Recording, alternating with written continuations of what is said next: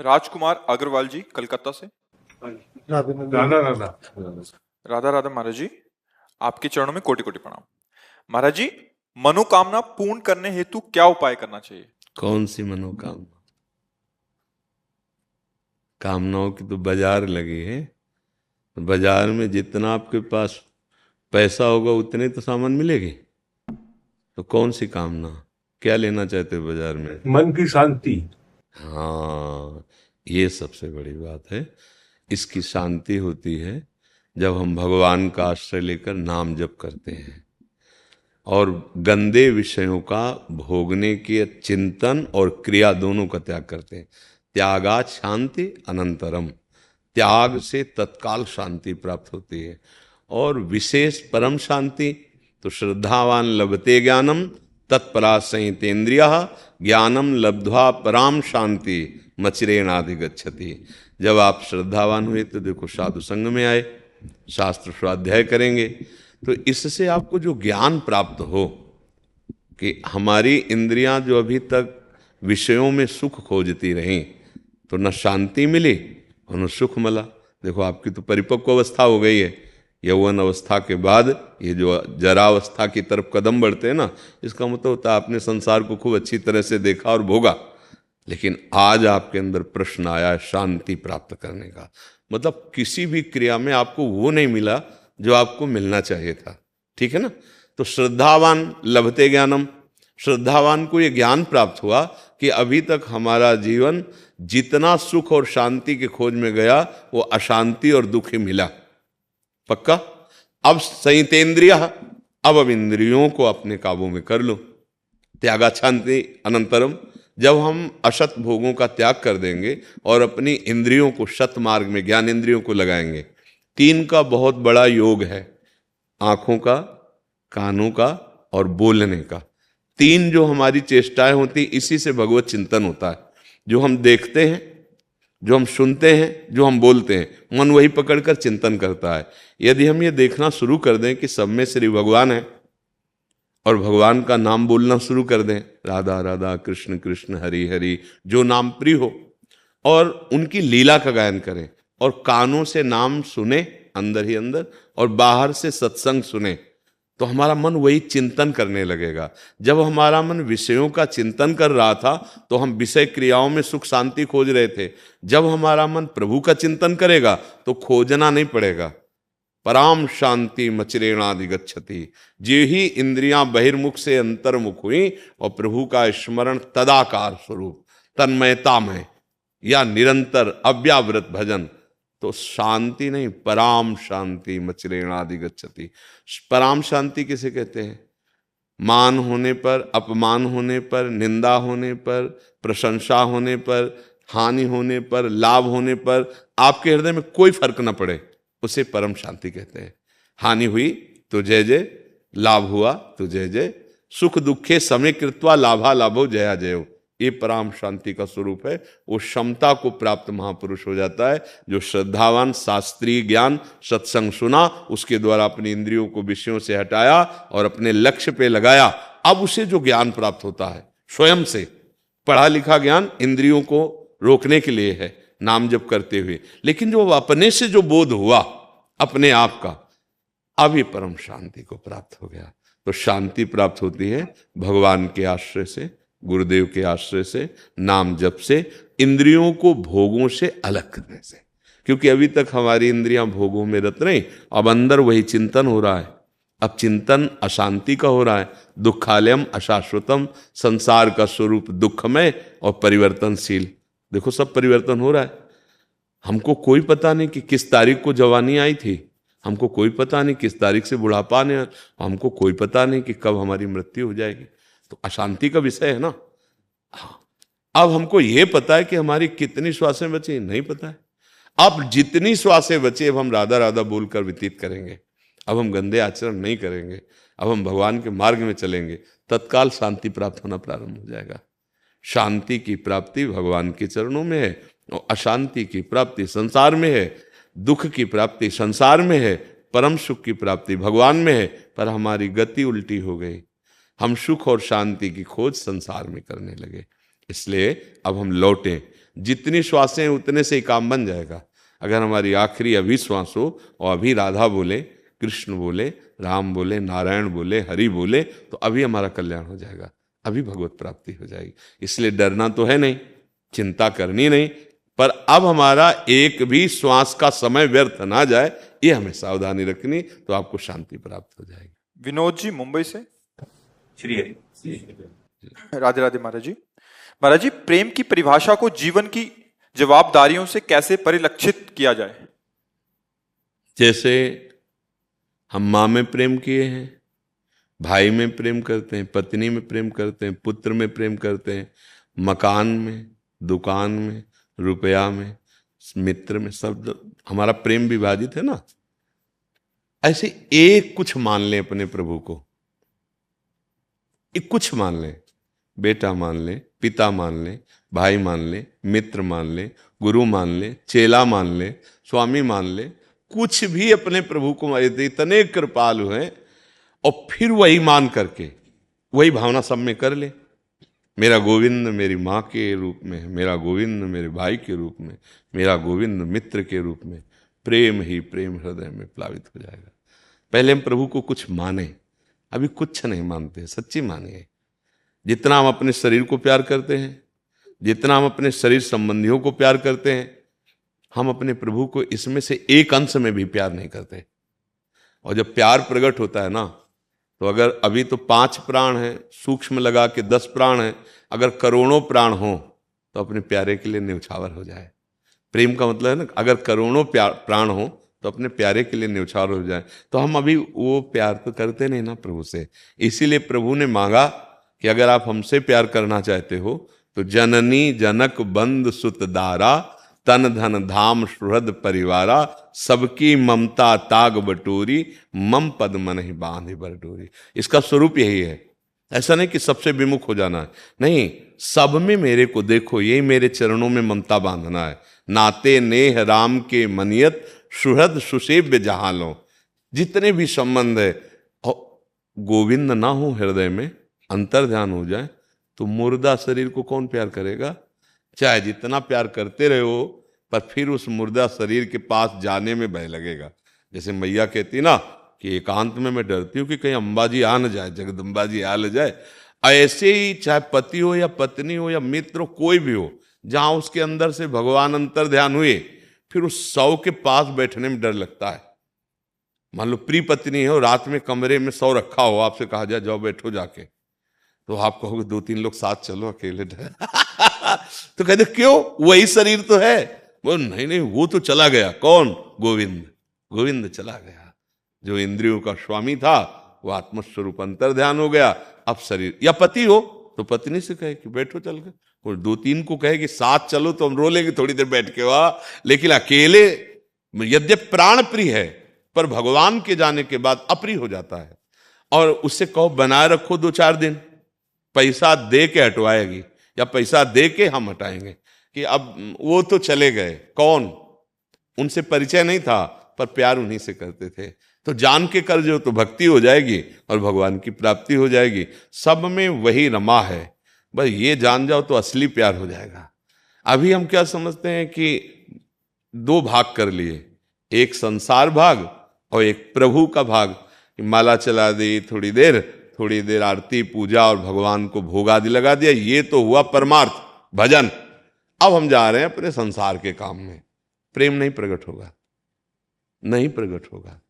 हाँ, वहां चूक हो जाए तो चलेगा, विग्रह सेवा में, लेकिन समाज सेवा में चूक नहीं होनी चाहिए। जिसके साथ जो धर्मयुक्त व्यवहार है, वैसा ही व्यवहार, वैसा ही कर्तव्य। जैसे वे कभी अधिकारी कर रहे थे कि कभी कभी मेरा हृदय दुखी होता है कि मुझे क्रूरता लानी पड़ती है, क्योंकि अधिकार उनका इस कर्तव्य का, तो हम कहा क्रूरता ही विधि है, क्रूरता ही वजन है, क्योंकि उस समय घोर अपराधी को दंड देना है। अब दया अगर हृदय में रखेंगे तो ये सेवा नहीं बन पाएगी ना, दंड वाली सेवा के लिए तो क्रूरता लानी पड़ेगी ना। हाँ, बस यही चतुरता सीखनी है। हमारा जो कर्तव्य है और जितना हम कानून के अंतर्गत, शास्त्र या अपने भारतीय संविधान के अंतर्गत हम वैसे ही चलेंगे, उसके विरुद्ध आचरण नहीं करेंगे और सब में भगवत भाव देखेंगे। और अब जैसे भगवान रोग रूप से आए तो औषधि रूप से पूजा, भगवान दुष्ट रूप से आए तो दंड रूप से पूजा, अधर्मी रूप से आए तो हम उनको दंड देंगे, बख्शेंगे नहीं। अब हमारा अधिकार नहीं दंड देने का, तो हम उनको बंदी बनाएंगे और वहां ले जाएंगे जहां अधिकार है दंड देने का। बिल्कुल अपने कर्तव्य का ठीक से पालन करे तो आप भगवान से प्रेम हो जाएगा। जैसे अम्बरीश जी चक्रवर्ती सम्राट थे ना, पर सम्राट का सारा कार्य होता है, पर उनकी रक्षा में सुदर्शन चक्र लगा था क्योंकि वो भगवान से प्यार करते थे। तो ये नहीं कि हम भगवत भाव सब में करेंगे तो हम फिर पिटाई कैसे कर पाएंगे। मान लो आप ऑफिसर हैं, आपको दंड देना है, तो पिटाई कैसे नहीं, बहुत अच्छे से होगी। अगर हमको प्रलोभन दे दिया जाए और हम अधर्मी को छोड़ दें और फिर किसी निर्दोष की पिटाई करें, तो वो पिटाई ब्याज सहित आपके ऊपर आएगी, वो ब्याज सहित आएगी, वो ऐसा कष्ट मिलेगा कि आप बता भी नहीं पाओगे। जब ऊपर से निर्णय आता है ना, तो भीतर हाल चोट होती है अंदर की, हृदय ऐसा जलता है कि उसको एक ही रास्ता दिखाई देता है कि अपने हाथ से अपने को, आप ये पक्की बात समझ लो। बोले ये क्यों हुआ? बोले कोई ऐसा पाप जिसका निर्णय यहां नहीं हुआ, ऊपर से होके निर्णय आ रहा है, अब वो सीधे बुद्धि पे बैठ गया। अब बुद्धि ने सोचा कि अभी विपत्ति से निकलने के लिए एक ही उपाय है। इसलिए हम सबसे प्रार्थना करते हैं, अपने कर्तव्य का पालन करो, अधर्माचरण मत करो। जिसे तुम्हें पता हो गया कि अधर्म है, अब अगर उसको किया तो कोई जाने या ना जाने, वो आपके मन पर इतना भारी पड़ेगा कि आप सह नहीं पाएंगे। शरीर की मार हम सह सकते हैं, तो जैसे रोग आ गया या कोई पीड़ा हो रही और हम सत्य पे चलते हैं, तो हर मार, देखो हमारे देशवासी स्वतंत्रता जो सेनानी बने, उनको कितना विदेशियों ने कष्ट दिया, बहुत कष्ट दिया, पर कष्ट होते हुए भी उनको दुख नहीं था, क्योंकि अपने राष्ट्र को स्वतंत्र करने के लिए अपनी जान की बाजी लगा रहे थे ना। तो अगर हम सत्य पे हैं तो कष्ट आएगा, पर हम दुखी नहीं होंगे। और अगर हम असत आचरण करते हैं तो सुख आएगा, पर अंदर से आप जलोगे। अंदर से सुख सामग्रियां एकत्रित कर ली, अंदर से आप भयंकर कष्ट पाओगे। ऐसी गलती हो जाएगी अनजाने में आपसे कि आप ऐसा बुरा फंसोगे कि निकल ही नहीं सकते, क्योंकि आपका वो अधर्माचरण है। तो हम भगवत प्रेम प्राप्ति के लिए इसी समाज में वो आचरण करें, नाम जप करते हुए, जिससे दूसरों को सुख हो तो भगवत प्रेम हो जाए। अब हम मंदिर में तो जाके खूब दंडवत करें और बाहर निकल कर पापाचरण करें, कुछ नहीं, मंदिर वाले सुनेंगे ही नहीं। आपको बता रहे कि भगवान मेरी नहीं सुनते। तुमने भगवान की सुनी? भगवान कह रहे सबके हृदय में मैं विराजमान हूं, ये बात तो तुमने सुनी नहीं। और मंदिर में गए और बाहर सबके हृदय में विराजमान भगवान के साथ छल किया, कपट किया, हिंसा किया, पापाचरण किया, तो अब मंदिर वाले भगवान तुम्हारी बात नहीं सुनेंगे। ऐसे प्रेम हो जाता है। हम नाम जप करें, अपने कर्तव्य का पालन करें, और यथा योग्य, कर्तव्य कहते हैं यथा योग्य, जैसे दुष्ट को दंड देना कर्तव्य है, और निरपराध को मुक्त कर देना, निर्दोष को मुक्त कर देना, ये कर्तव्य है। तो कर्तव्य का मतलब है जो हमें पद मिला है, जो हमें संसारिक धर्म मिला है, उसका पालन करते हैं। हाँ, नाम जप करें। मुझे आपसे ये बोलना है, जब भी मैं घर होता हूँ, आपके रोज दर्शन देता हूँ, मैं आपको देखता हूँ, आपकी बातें तो समझ नहीं आती मुझे, लेकिन आपके एक्सप्रेशन से थोड़ा समझ जाता हूँ। अच्छा, तो आप इतना समझ लीजिए कि हमारी बात अगर नहीं समझ में आ रही ना, फिर भी आपकी समझ अच्छी होती चली जाएगी, और एक दिन ये बातें जैसे भूत न चढ़ जाए तो फिर वो अपना असर दिखाने लगता है। ये भागवतिक बातें कभी मिथ्या नहीं होती। आप सुन रहे हो ना, जैसे गर्भस्थ शिशु अभिमन्यु को पता नहीं था, लेकिन जब अर्जुन जी ने सुनाया तो जब वो बाहर आया तो चक्रव्यूह को गर्भ में सुना था और तोड़ना सीख गया बाहर। जैसे गर्भ में प्रहलाद जी थे, नारद जी ने कयाधु जी को बातें सुनाई और पकड़ प्रहलाद जी ने की और महान भागवत बन गए। तो आप धन्यवाद, और हम आपके सच्चे दोस्त हैं। आप अगर ऐसे एक्सप्रेशन क्या, अब उसको हिंदी में क्या कहते हैं, हाव भाव, हाँ, अगर यही देखते रहे तो बढ़िया भाव आ जाएगा आपके अंदर। ठीक है? महाराज जी, मेरे ससुराल वाले बोलते हैं कि हमारे कुल देवता हमसे रुष्ट हैं क्योंकि मैं उनकी तरफ ध्यान नहीं करती। महाराज जी, राधा वल्लभ लालजू ही मेरे सर्वस्व हैं, मैं सिर्फ उन्हें ही अपना मानती हूँ। कृपया मेरा मार्गदर्शन करें, इस स्थिति में मैं कैसे भाव रखूं? विरोध तो करना नहीं किसी का। अगर किसी भी कुल देवता का नाम दे करके वो हमसे पूजा कराना चाहते तो कर दीजिए। कहो सो कहाँ जहाँ प्रभु नहीं, मेरे प्रभु कोई ऐसी जगह नहीं कि जहाँ ना हो। तो मान लो कह रहे हैं कि इस देवी की पूजा करो, तो हम पूजा करते हैं। राधा वल्लभ लाल की है। हम अपने आराध्य देव को देख रहे हैं, मना नहीं करेंगे। यहाँ जल चढ़ाओ, यहाँ चढ़ा देंगे, जाओ उनको भोग लगाओ, भोग लगा देंगे। राधा वल्लभ लाल की जय। विरोधाभास नहीं।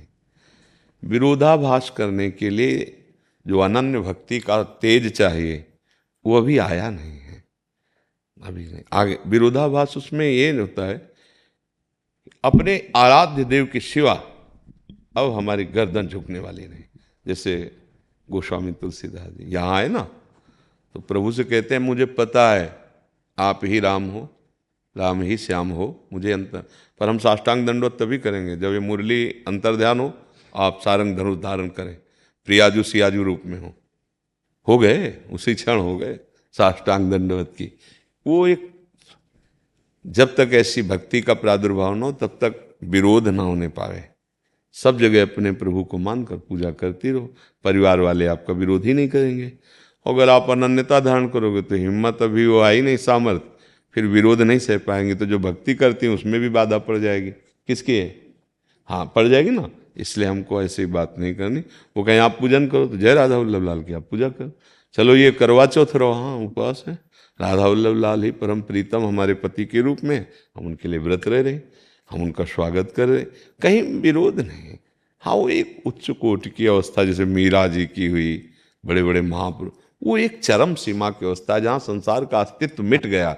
अभी आप साधारण भक्ति से चल रही, तो आप ऐसे भाव से चलती रहो, आगे चलकर भगवान कृपा करेंगे, वो विशुद्ध भक्ति हृदय में आ जाएगी, तो प्रतिकूलता कुछ नहीं बिगाड़ पाएंगे। फिर एक देखो, जिनको समझ नहीं उनको तुम समझा नहीं सकते। जिनको समझ नहीं तो ये नहीं समझ रहे कि श्री कृष्ण ही सब रूपों में है, राधा वल्लभ लाल ही सब रूपों में। तो अब उनको समझाने के लिए हम झगड़ा थोड़ी करेंगे, हम वैसे व्यवहार करेंगे।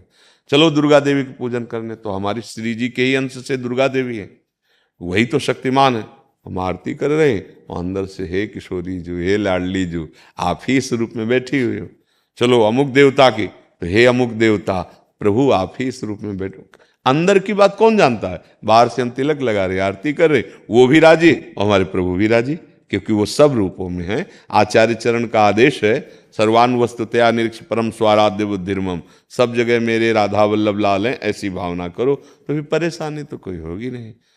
ठीक है, हाँ, वैर विरोध नहीं, लड़ाई झगड़ा नहीं, बहुत आनंद पूर्वक भक्ति करो। वो भाव अंदर छुपा लो जिनसे वैर विरोध की संभावना हो। हाँ, अगर वो कहते तिलक नहीं लगाना, मत लगाओ तिलक। सूखी रच की बट्टी ली, ऐसे कर लिया, कोई जान नहीं पाया। कंठी नहीं बांधना, ये लो कंठी। पूजा नहीं करनी, नहीं करेंगे पूजा। और हमारे सामने जब भोजन आया, हे नाथ आप जानते हो कैसी समस्या है, आप पाओ प्रभु, आप हमारे हृदय में छुप के पालो, राधा वल्लभ राधा, लग गया भोग। भक्ति जब तक हम उस कोटि में ना पहुंच जाए तब तक प्रकाशित ज्यादा ना करें, नहीं तो विघ्न हमें परास्त कर देंगे, क्योंकि हम अभी उस कोटि के। और जब हो गई रंग भरी भक्ति, फिर विघ्न नहीं परास्त कर पाएंगे। तो अभी चुपचाप शांत अपने अंदर से, और भगवान हर समस्या को देख रहे हैं ना।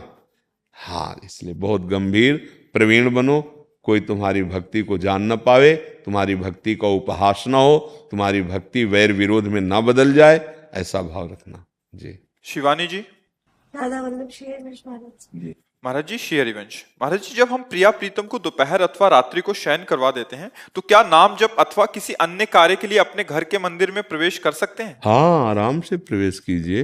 वो तो हम अपनी भावना की पुष्टता के लिए वो कभी शयन थोड़ी करते हैं। कल्पों कल्पों बीत जाते हैं, एक एक लीला में, तो शयन कब होगा उनका? ये तो हमारे अष्ट पहर हैं।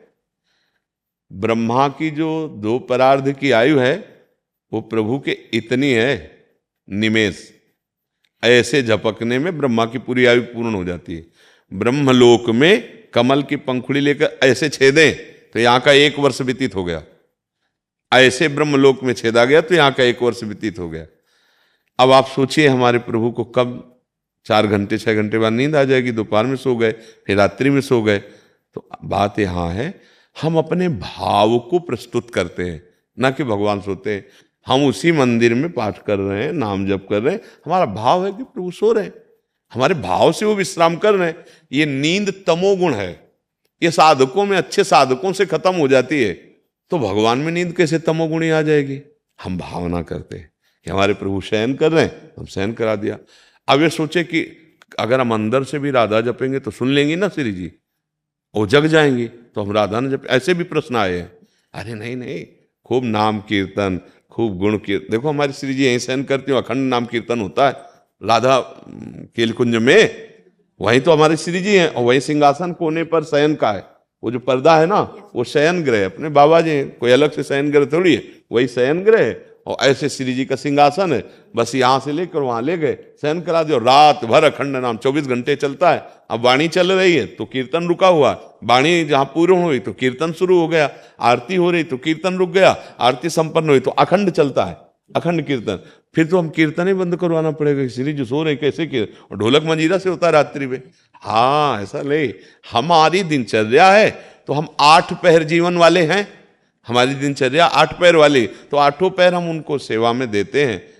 लेकिन किसी के एक ही कमरा है तो सब पूरा परिवार बाहर निकल के बैठ जाए कि अब तो श्री जी शयन कर रहे हैं भाई, कमरे में कोई नहीं जाए, अब एक ही कमरा है, तो फिर कैसे बात बोलेगी। हम उन्हीं के सामने खाएंगे, उन्हीं के सामने सोएंगे, उन्हीं के सामने गाएंगे, हम हंसेंगे, बात करें। ये व्यवहार को अच्छे से समझो, श्री जी हमारे घर के एक सदस्य की तरह हैं। हाँ हम उनको ये नहीं बहुत बड़े भगवान हैं, ये हमारे घर के सदस्य की तरह है। देखो जब भाव आएगा ना, तो हम ये शयन कर रहे हैं, हमारी श्री जी ये शयन कर रहे हैं। सिराने एक रुमाल बिछा दी और उसी में श्री जी विराजमान कर दी, वो सो रहे, हम भी सो रहे, उसी में सो रहे। अब बाबा जी ऐसी ऐसी जगह मिली कि बस उतने लेट सकते हो, इतनी जगह है, तो वहीं श्री जी है, वहीं हम हैं। उसमें अपना प्यार श्री जी स्वीकार करती हैं। हाँ श्री जी तो दो आदिन अंत विहार करें, अनंत महिमाशाली प्रभु को भूख प्यास नींद ये पार्थिव शरीरों में होता है, प्रभु में नहीं होता। पर हम जब भाव से जल पिलाते हैं तो उनके अंदर प्यास आ जाती है, जब हम भाव से पवाते हैं तो उनको भूख लग जाती है, हम जब प्यार से शयन कराते हैं तो उनको नींद आ जाती है। भाव समझना, हमारे भाव में प्रभु शयन करते हैं, हमारे भाव में प्रभु भोग लगाते हैं, हमारे भाव को प्रभु स्वीकार करते हैं। पदार्थ तो जीव कहते हैं वापस आ जाता है, नहीं आता। कभी भोग लगाने के बाद एक भी रोटी कम हुई तो हमें बताना, नहीं कम हुई ना, तो प्रभु ने क्या पाया, आप जो भाव में भरे थे, आज कढ़ी चावल खीर अमुक अमुक पदार्थ प्रियालाल खूब आनंद से पाएंगे, ये जो आप सोचे ना, ये पा लिए, वो ये भाव लिया उन्होंने। और खीर पूड़ी पकौड़ी कचौड़ी तो सब वापस हो गई, लेकिन उसमें जो तुम्हारा भाव बना था, आज ले चलते हैं, आज ये बनाएंगे, श्री जी को ये पवाएंगे, वो पा गई। बनेगा बाद में, भोग लगेगा बाद में, पहले श्री जी ने आपके भाव को, पहले श्री जी अपने घर की श्री जी है, अपनी महारानी जो है। हाँ तो ऐसा नहीं कि मंदिर में कैसे जाएं, हम कैसे बोलें, कैसे पाठ करें। भाई जिनके बहुत भारी व्यवस्था है, महल है, 10 कमरे हैं, तो ऐसा भी भाव कर सकते हो कि श्री जी एक दरवाजा पट बंद कर दे वहां। अब जिनके एक ही कमरा है, एक ही घर है, तो वहां बोले ना, बात ना करे तो कैसे बात बने। बहुत सारे ऐसे प्रश्न आते हैं हमारे हाँ, कि एक ही कमरा है, हाँ। उसी में श्री जी को शयन कराना, भोग लगाना, उसी में सोना है, बच्चे उसी में खेल रहे हैं, तो हाँ बिल्कुल खेले, हम तो बताया ना, श्री जी भी हमारे घर के एक सदस्य हैं, हम अलग नहीं मानेंगे उनको, हमारी श्री जी है ना, उन्हीं के पास हम सोएंगे, वही वो सो रही हैं, इसमें कोई व्यवधान मत और इसी प्यार से वो रीझती है, ये भी बात समझना। सबरी जी के बेर प्यार से पाए, वैसे भी चक्रवर्ती सम्राट के लाडले राम जी, और भगवान तो है ही, उस समय जंगली बेर सबरी जी चख के कि कहीं कसैला ना हो, कहीं खट्टा ना हो, मेरे प्रभु को एहसान ले। भगवान स्वाद बखान के पार है। सुदामा के टूटे तंदुल, आहा, भला द्वारिकाधीश जहां 56 भोग लगते हैं वहां आहा नहीं बोला, और सुदामा के तंदुल में आहा बोला, विदुरानी के छिलके पे आह मस्ती। ये क्या है, भाव। भाव, हमारे प्रभु भाव। बिल्कुल ये ज्यादा बाहरी बातें अपने घर में न मानने, नहीं तो परेशान हो जाएगा।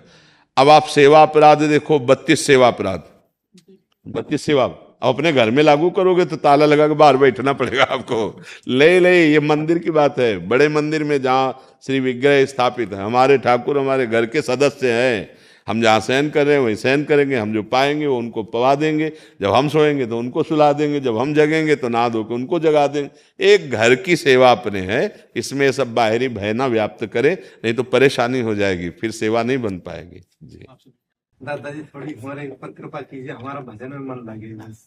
हाँ, स्वामी जी के आश्रित रहिए, कुंज बिहारी श्री हरदास, छूटे ना, बस इसी में सब हो जाएगा।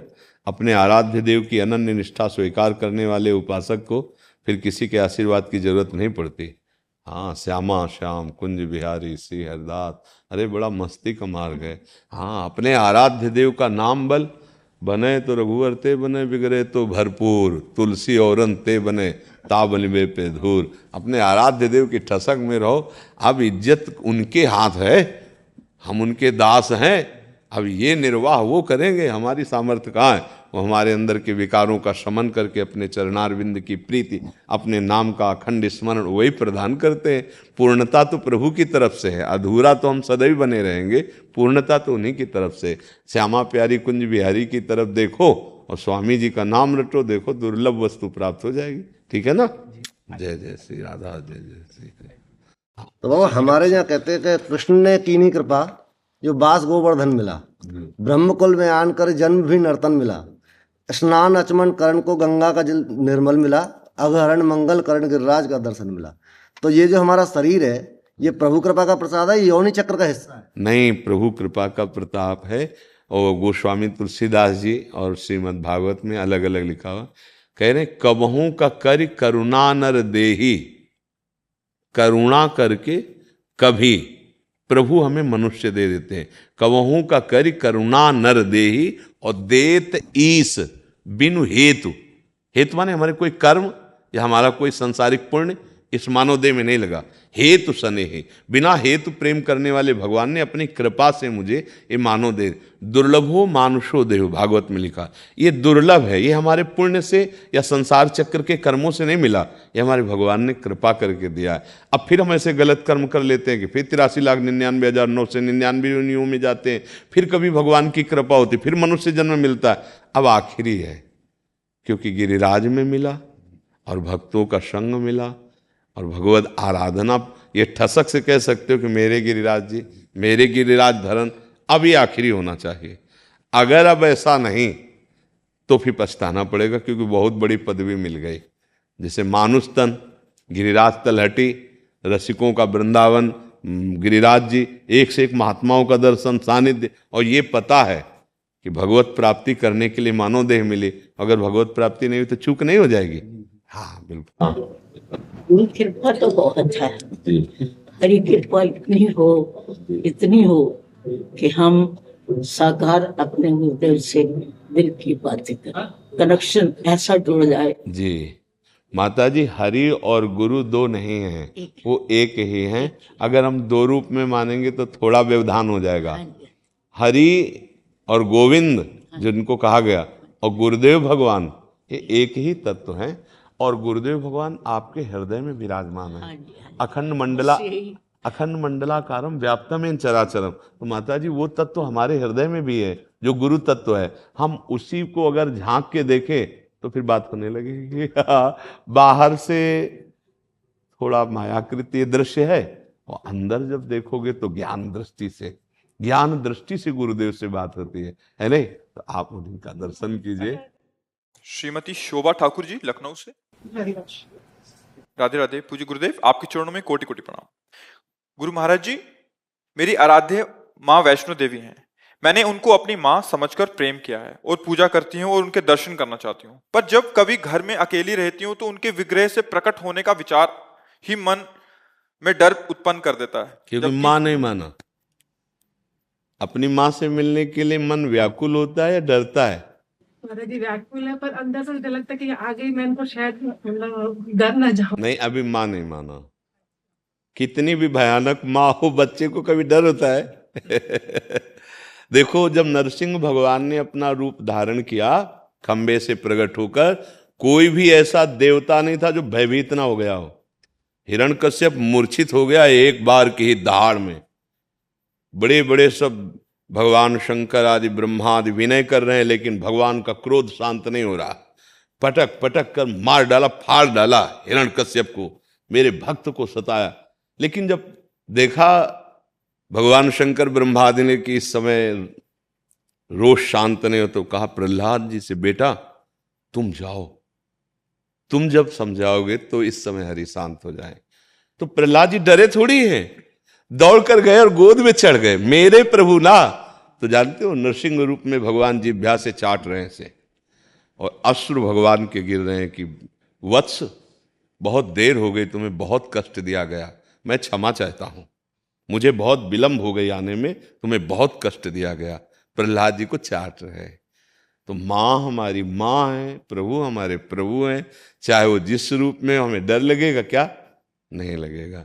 जैसे हमें पता हो कि मेरे पापा अभिनेता हैं, और वो जाकर के जब रोल में आए तो गला काटते दिखाई दे रहे, गोली मारते दिखाई दे रहे, तो हमें क्या लगेगा? नहीं नहीं, हम जानते हैं हमारे पापा बहुत अच्छे हैं, ये तो नाटक कर रहे हैं, ऐसा लगेगा ना। वो कभी डरेगा नहीं कि ये स्वांग कर रहे हैं, वो डरेगा नहीं। एक पत्नी बहुत अपने पति से विनोद करती थी, और वो सरकारी ऑफिसर थे, पिस्तौल रक्षा के लिए मिली थी। एक दिन उन्होंने विनोद किया, आप लेट क्यों हो गए? उसने पिस्तौल निकाली, गोली भरी, बंद किया, उसकी कनपट्टी पे रख दिया, रुद्र रूप रख के गए, हटाए अपने खिलौने, इससे मैं डरने वाली हूं, मैं जानती हूं। बोले क्यों? इससे तो अच्छे अच्छे डर जाते, तुम्हें डर? मुझे पता है आप मुझे बहुत प्यार करते हैं, आप मेरे पति हैं, आप ऐसा नहीं कर सकते। पिस्तौल समझ रहे ना?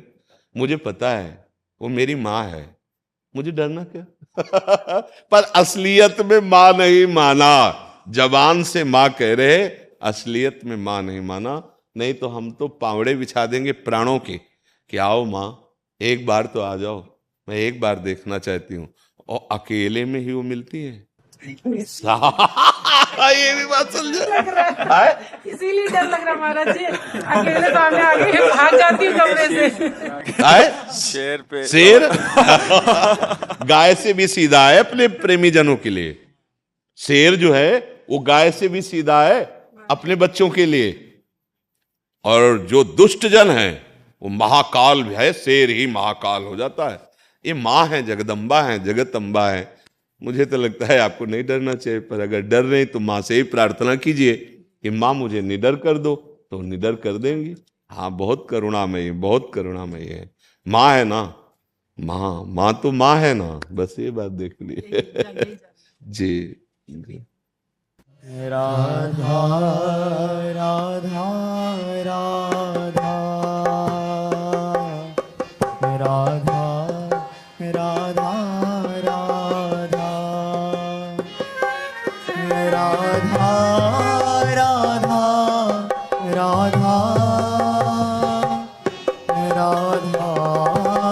राधा